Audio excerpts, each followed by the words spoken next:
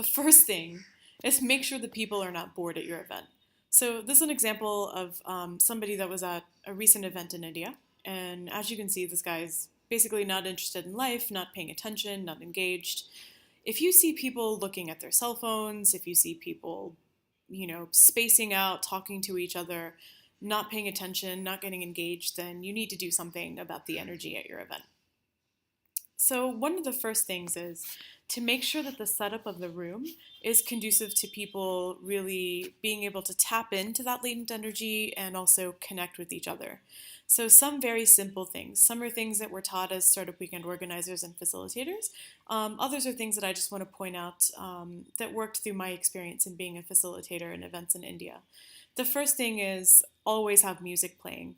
It's even an extra added bonus if you have a playlist that includes music that is local in nature or that is popular at the place where you are conducting the event.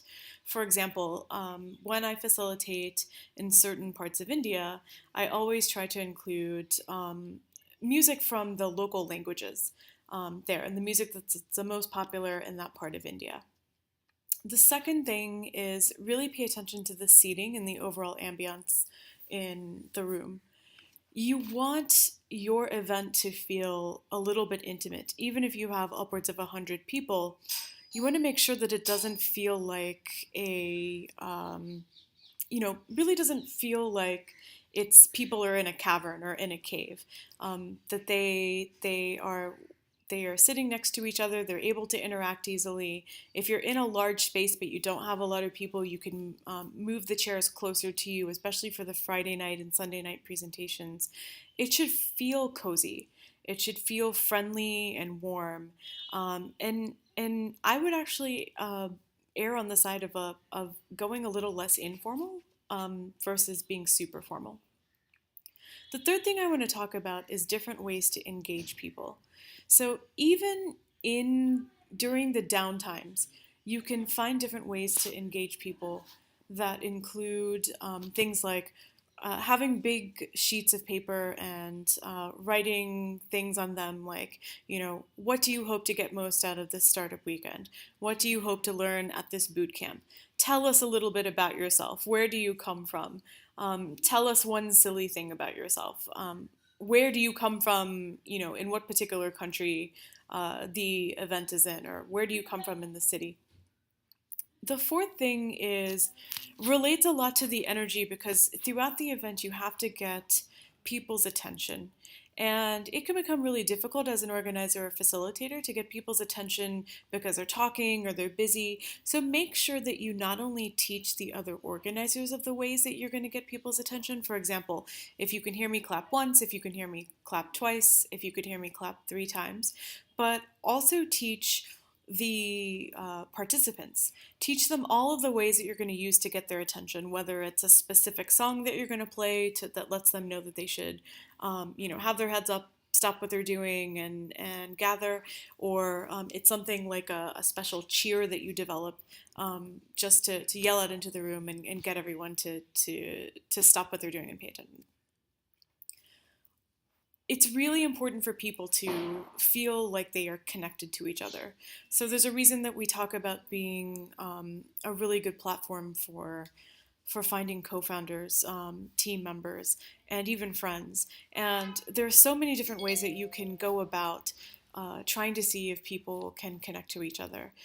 Something like playing bingo scavenger hunt to find, different people in the room that have certain skill sets or have certain characteristics. One very simple thing is have people go around the room and high five each other. And even when it comes to doing things like half baked, you can also, make sure that people are finding the leaders in the room effectively, making sure that they're interacting with each other, mixing it up because people will come with friends, all of that kind of thing. During every check-in, during your events, you can try a method of doing something fun along with the check-ins. It helps to keep the momentum going.